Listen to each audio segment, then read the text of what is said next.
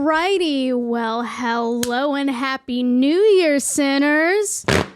How are ya? On today's installment of the Letterboard of Truth, our quote of the day is...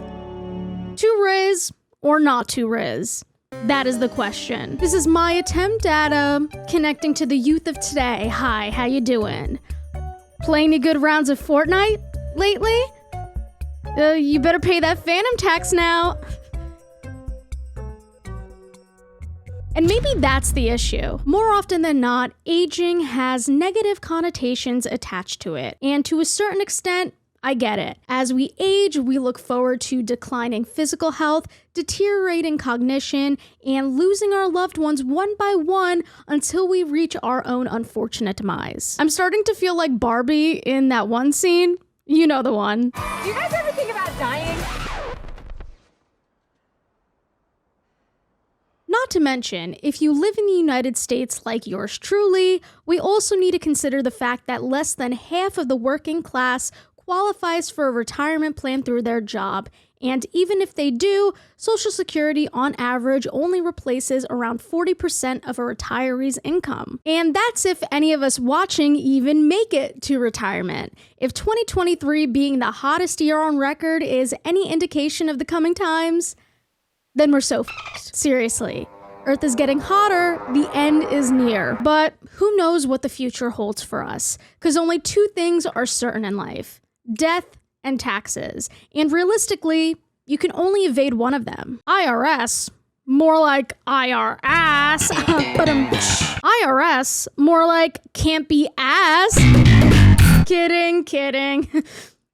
Tax evasion's not a joke. Back to what I was saying, it's perfectly normal to worry about getting older, but some allow this fear to make them believe they can delay or even reverse the aging process. While most people aren't harvesting their son's blood in a meager attempt to Benjamin Button themselves, there's a reason why neurotoxin companies like Botox and other similar drugs are marketing to younger and younger patients. There's even a whole subsection of the skincare industry that capitalizes on our desire to remain youthful. And much like a family heirloom, our fear of aging is being passed on to Generation Alpha, because now we're dealing with a surge of 10-year-old mini Karens berating the staff at beauty stores and destroying product displays.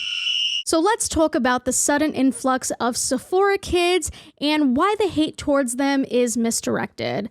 But first, a word from today's sponsor, which is not Sephora. And Sephora, if you're watching, just know I would never act like that. I'm currently coming off the heels of yet another successful 12 days of Sinmas, which, if you don't know, is my annual holiday tradition where I upload 12 videos in the 12 days leading up to Christmas. When I was planning Sinmas the first time around, I was definitely not prepared for how daunting of a project this would be. My concepts and tasks that I needed to complete were all scrambled in my head, and it would have really helped if I had one place to organize everything. But for Sinmas 2023, I decided to take a different, more efficient approach to Sinmas with the help of my friends over at Milanote. Milanote is a tool for organizing your creative projects. If you're a visual person like me, Milanote's gonna be a huge help. Milanote has been a godsend for me because it helps me stay on task. I love that I can see all my ideas and concepts laid out in front of me to ensure I don't forget anything. It's so easy to collect notes, images, videos, tasks, and more all in one place. Starting any new project is easy with over 100 built-in templates for every type of creative project. That includes game design, film and TV, marketing, and so much more. Even if you're planning something as simple as redecorating your bedroom, Milanote is essential for any creative person. For my project, I collected inspiration from various places on the web using the Milanote web clipper. This makes saving images and links directly to my board from any website super quick and convenient. Then, when you're ready to share your work, you can invite your colleagues and clients to collaborate and gather feedback in real time. The best part is that Milanote is available for free with no time limit. Make sure to sign up with the link below to plan your next creative project. And if you try Milanote and you're liking it, Let me know. So thank you to Milanote for sponsoring today's video. I can't wait to see what you guys create. Now let's get back to your scheduled programming. So what is a Sephora kid in the first place? The term describes tween girls who shop at beauty stores, Sephora in this case, and purchase skincare products they see on TikTok that are usually designed for older teenagers and women. In general, skincare has gotten more popular over the past few years due to the fact that no one was leaving their house amid quarantine. And since there was nowhere to go, there was no need to wear makeup, and consumers' focus shifted from cosmetics to skincare. There's also been an increased demand for skincare among Gen Alpha, but that shouldn't surprise us. Social media has also picked up on consumers' desire for skincare. Ever since the pandemic, there's been a rise of skinfluencers on various platforms like TikTok. And since Gen Alpha is more likely to watch TikTok and YouTube over traditional media, it makes sense that they want to hop on the skincare trend too. According to a teen spending survey conducted by Piper Sandler, skincare spending went up 19% in 2023. It was also at the top of many kids' Christmas lists. The most popular brands include Drunk Elephant, Glow Recipe, and Sol de Janeiro, just to name a few. And when I say demand, I mean demand. These kids will kick ass and take names if it means they can get their Laneige lip mask. What you just witnessed was a concoction of serums, oils, and moisturizers you'd apply to your face all at once. The kids would call this a skincare smoothie, and I would call this a biohazard. There's not enough money in the world you could pay me to willingly use a tester in any beauty store. I think licking the floor of a Sephora would be more sanitary than that. But this is the hallmark of Sephora kids. You know a Sephora kid has been in your store if you see leaking skincare products and destroyed merchandise on the shelf, kindly left for the minimum wage workers to clean up. Recently, there's been an ongoing conversation on TikTok about children at Sephora. And as someone who's been with the company for almost 2 years, I have like my 2 cents to put in this conversation. These are just some of the photos that I took of my store's Drunk Elephant section. Trust me, when I tell you that it looks like this daily, I really mean it. These kids buying stuff that is damaging to their skin, also rude to the workers, they're messy, they don't clean up after themselves. I just wanted to add that yesterday I caught a girl drawing on a gondola with a rare beauty blush. She was like, oh, sorry, and she just ran away giggling to her mom and didn't even clean after herself. Why are retail workers supposed to clean up after your children? We're not your babysitter. Another TikToker named Abby the Badass Mom claimed that a Sephora kid ripped a product out of her hands, used it, and then threw it back on the shelf. I do not know where these kids get the audacity to act like this and think that it's okay. Walking around, grabbing all my stuff, half the store is filled with tweens, and I specifically was looking for the Summer Fridays lip balm in mint. I'm going in, the product's there on the shelf, I'm like here, my hand is like here, and this 10-year-old swoops in, grabs it, and I'm like, what the just happened? And I look at her, and she looks at me, she's like, sorry, it's mine now. Child, I'm probably the same age as your mother. Do you speak to your mother like that? I really hope you don't. Wait, it gets worse. She proceeds to open up the package, use the lip balm on her lips, and she's like, no, not for me, I don't like the flavor. Throws the packaging, throws the product on the shelf, and just walks away. Like, did I really just see and hear that with my own eyes? And behind me at the same time, a girl is arguing with her dad, demanding that he buys the dewdrops for her. Many customers, including Abby, have demanded that Sephora enact an age policy in their stores. Sephora, you are going to have to implement a policy and have someone at the door, and if you're under a certain age, you cannot come in there alone and need to have an adult in there with you supervising you the whole time. I am not the only one that this has happened to. Did you hear about the story about the girl with the bronzing drops and the 10-year-old? Okay, but if you kicked all the 10-year-olds out of Sephora, then who's going to be buying your retinol? The ordinary. In the sense that, you know what I mean? Finally, let's address the drunk elephant in the room. All the skincare seems excessive for girls who haven't even hit puberty, right? I'm not saying that you shouldn't teach your kids about skincare. If anything, I'm all for teaching children about personal hygiene as soon as they're old enough to understand. But I can't imagine that any tween in the world would need retinol which is an ingredient present in some of the popular skincare among Sephora kids. If you don't know, retinol is a form of vitamin A and is an ingredient added to skin creams, lotions, and serums. It has anti-aging effects and can help clear acne. Products containing retinol are widely available over the counter, and stronger concentrations of retinoids are available by prescription. Retinol can be used by preteens and teens when prescribed by a dermatologist if they have acne-prone skin. However, if patients want to utilize its anti-aging properties, retinol isn't recommended until their 20s. The problem is that these Sephora kids won't benefit from using retinol because they don't need it. One, most of them probably don't have acne yet because they're 10 years old. And two, they don't need to worry about signs of aging because they're 10 years old. Another common ingredient in these products is hyaluronic acid, which is another chemical that treats acne and minimizes fine lines and wrinkles. Again, a doctor might prescribe it for acne, but what fine lines and wrinkles are we smoothing on little McKinley Ray? None. None whatsoever. And ironically enough, all this skincare Sephora kids are investing in might be detrimental to their skin barriers. Dermatologists have reported that more and more young patients are coming into their office with irritation, dermatitis, general dryness, sensitivity, and even acne because these products are way too harsh for their skin. My layperson's opinion going into this was that the only skincare kids really need is a cleanser and sunscreen. And turns out, I was kind of on the money. According to board-certified dermatologists, Drs. Rachel Westbay and Corey L. Hartman, the preteen to early teenage years, roughly between the ages 10 to 14, are a great time to introduce a skincare routine because at this age, children begin to understand the importance of hygiene and personal care, and so tend to be more receptive to the idea of taking care of themselves, says Dr. Westbay. The saying less is more applies.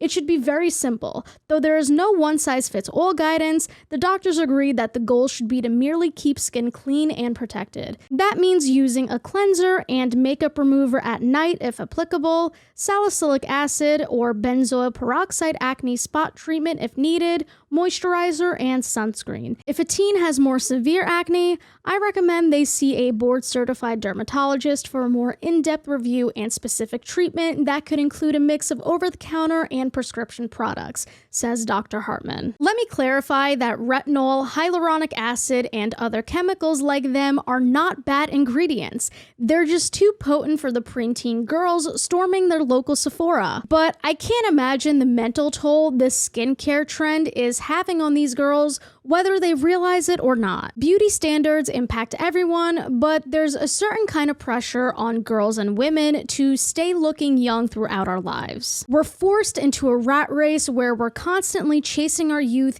even as it gets further away from us, when in reality, aging is a natural progression for any living organism. Aging is a privilege I hope everyone watching and I get to experience. Instead of embracing this process, we're conditioned to fear it from a young age, especially if you're a girl or woman. It seems that this pressure is being projected onto younger and younger people to the point where prepubescent girls are now worrying about fine lines. I wait with bated breath for the day when a 12-year-old becomes the first child to get buccal fat removal. Sure. All these Sephora kid horror stories are frustrating to listen to, and I do have empathy for the employees and shoppers who've had to deal with them. However, I can't help but to feel bad for these girls, which is why most of the TikToks making fun of tween customers in Sephora doesn't really sit right with me. Are the Sephora kids themselves to blame? No. But yes, but mostly no. Let me explain. I think there's a lot that contributes to their erratic, entitled behavior, and it mainly comes down to the fact that they're bored. I know it sounds odd, but if you think about it, outside of school and home, there aren't many places for young people to safely hang out anymore. If you were a tween or a teen a decade ago or beyond, your go-to spot to socialize was most likely the mall. You were too young to club, too young to drive, so malls were our best option. You can get relatively cheap food, try on clothes, or just chill with some friends. It was a level of controlled independence that we had. But a lot of brick and mortar stores can't compete with e-commerce sites anymore. anymore, which has led to some companies filing for bankruptcy or shutting down completely. This was a long time coming, but the events of 2020 certainly didn't help. Nowadays, most businesses won't let you in without buying something, and the average youngster doesn't have the disposable income to drop 30, 40 bucks every time they want to hang out with their friends. They can go to the movies, but that's not a designated space for the youth. Plus, tickets are expensive, and like I said, young people don't have a lot of money. There's the library, but that's not an ideal place for socializing. Roller rinks are dead, so what's left? This phenomenon is what's called the lack of third places. If you want a more in-depth explanation, I would recommend my friend Elliot Sang's video on the topic. Link below. He's great. Essentially, a third place is a place where people spend between their first place, home, and their second place, work, or in a Sephora kid's case, school. So places like cafes, bookstores, gyms, playgrounds, basically a community space with low or zero cost of entry. This term was coined by sociologist Ray Oldenburg in his book, The Great Good Place. Oldenburg argues that third places are essential for communities to thrive. Unfortunately, in recent years, there's been a decline in third spaces for all age groups. This can be attributed to the lack of walkable cities and towns, social distancing, our increased usage of video conferencing apps, and most importantly, it's because it's expensive. People are lonelier than ever, especially the youth. So what's a kid to do other than use social media and online gaming as a means to interact with their peers? Kids spend hours upon hours a day on TikTok and Discord in order to fill that void, and how can you blame them? Many of us do the same thing. Even before the slow death of third places, the amount of things catered to tweens specifically was lacking. There used to be an entire tween culture made up of music, fashion, and entertainment. Up until about 10 years ago, companies were actively marketing to preteens. But now it seems that the line between tween culture and teen culture is blurred. Tweens are the middle child of children, if that makes sense. Everything for young people is either catered to little kids or teenagers, and not the awkward group in the middle. There's no company like Justice anymore where tweens can shop for age-appropriate clothing. There are celebs that tweens look up to, but those stars aren't marketing to them necessarily. Because of the online world we live in, influencers have taken their place. And who are the people promoting unnecessary skincare to them? Influencers. But blaming influencers is too easy. Like, yeah, should we continue calling out snake oil salespeople who are pushing that anti-wrinkle straw, or the 22-year-olds saying they'd rather unalive themselves than turn 30? Yes, absolutely. But they're just mere cogs in the machine. Should Sephora kids know better than to act like that? Obviously. But when you know better, you do better. And who should be teaching these girls better? That's right, their parents. I get it. Parenting's challenging, and every family's circumstance is different. I know most of you are trying your best. With that being said, though, this is what happens when you let an iPad raise your children. At the end of the day, it's not the internet's job to raise your kid. You can't get mad that your children are being fed toxic ideas from the internet when you're the one giving them unrestricted access to the internet. And even then, I can't get too mad at the parents because, like I said, there's not much else for kids to do outside of their house or school. But that doesn't mean parents have to enable this. Who do you think is buying little McKinley Wright her $50 dewdrop serum she totally needs in 4th grade? Like, come on. We know the Tooth Fairy isn't paying them that well. Just use Claire's makeup like the rest of us did.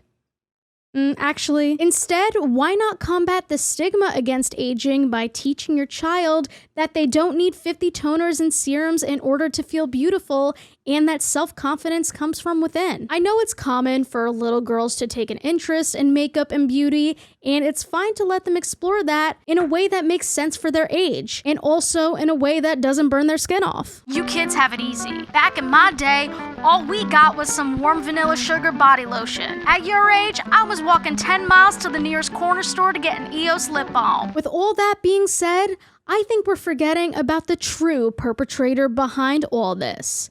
Capitalism. That thrives on our fear of aging. In the words of Ashton Applewhite, author of This Chair Rocks, A Manifesto Against Ageism. Aging is not a disease. Otherwise, living would be a disease, but you can't make money off satisfaction. Fucking bars, dude. If it weren't the case, how can the skincare industry create the problem and sell us the solution? That's why brands like Bubble and e.l.f. Beauty are now marketing to Gen Alpha, aka Sephora kids, on TikTok. Gen Alpha encompasses children born between 2010 and 2024. Probably should have said that earlier. Pfft. Experts have predicted that there will be 2 billion kids total in Gen Alpha by 2025. That'll make them the largest generation in recorded history. The oldest members of Gen Alpha will be 14 this year. And since they're getting older, they're starting to gain more spending power in the economy, and it's only going to grow. So companies obviously want their business. In terms of the skincare industry, they're going to start pushing all these products onto the tweens and children of Gen Alpha, so they have customers for life.